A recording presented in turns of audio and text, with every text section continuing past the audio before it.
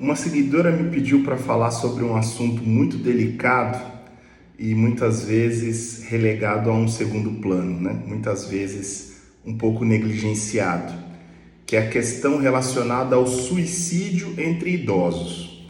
Na realidade, ela queria que eu fizesse uma correlação entre os idosos, suicídio e o uso de bebida alcoólica.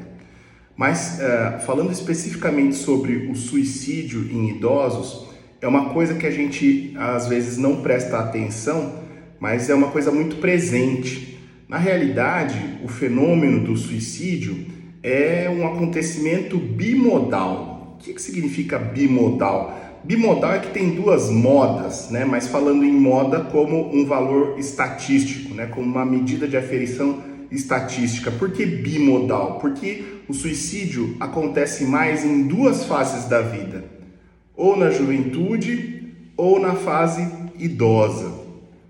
E às vezes, né, nós olhamos para o idoso e pensamos, já está aposentado, está tudo bem na vida, né? Já é uma pessoa mais sábia, mais vivida.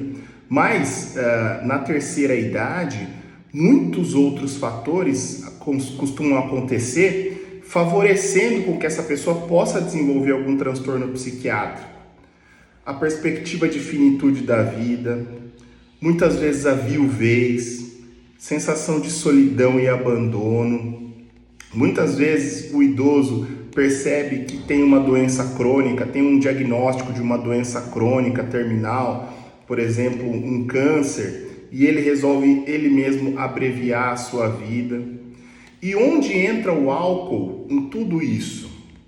O álcool, como muitas pessoas costumam dizer, é o ansiolítico mais vendido do mundo. Então, não poucas vezes em ambiente de consultório, eu já ouvi pessoas idosas dizendo que costumam beber por se sentirem sozinhas, por se sentirem abandonadas. Então o álcool entra como uma companhia, o álcool entra como um amortecedor, para trazer amortecimento dessa sensação de solidão, dessa sensação de vazio, dessa sensação de abandono, né? Muitas vezes esquecimento por parte de amigos, parentes. Só que o álcool, se num primeiro momento pode trazer alguma sensação de alívio, pode trazer alguma sensação de esquecimento, de entorpecimento dos sentidos, num segundo momento o álcool é extremamente depressor. Então, a sensação que o álcool traz para a pessoa no outro dia ou nos dias subsequentes ao uso é uma sensação depressora, né? É uma sensação de tristeza, de piora do vazio, de piora da energia, de piora da vontade de fazer as coisas, de diminuição ou desinteresse completo e perda do prazer pelas atividades cotidianas. Então, muita atenção aos idosos, né? Aquela pessoa que está muito isolada, aquela pessoa que muitas vezes é divorciada ou viúva, aquela pessoa que recebeu um diagnóstico de uma doença grave ou terminal, né? E muitas vezes o método que o idoso usa pode ser parar de tomar os remédios, né?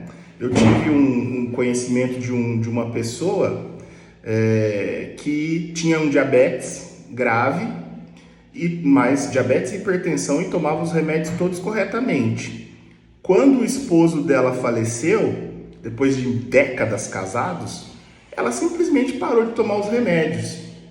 E ninguém percebeu no começo que ela tomava tudo sozinha, né? E ela realmente veio a falecer.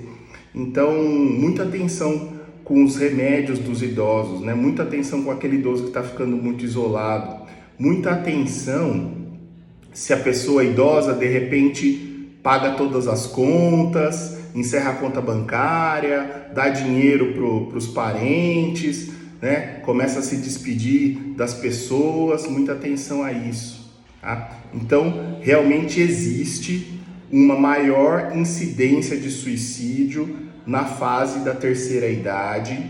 O álcool é uma coisa que piora demais os sintomas depressivos ou qualquer outro tipo de transtorno psiquiátrico, e tem associação com o suicídio porque o álcool piora uma coisa que é a impulsividade. Então a pessoa que bebe torna-se mais impulsiva e pode realizar o suicídio nessa ocasião. E E é preciso tomar então muita atenção e ter muito carinho com as pessoas na terceira idade.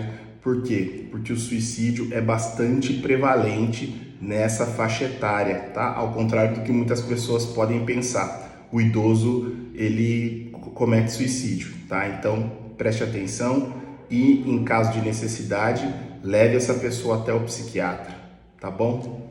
É isso aí.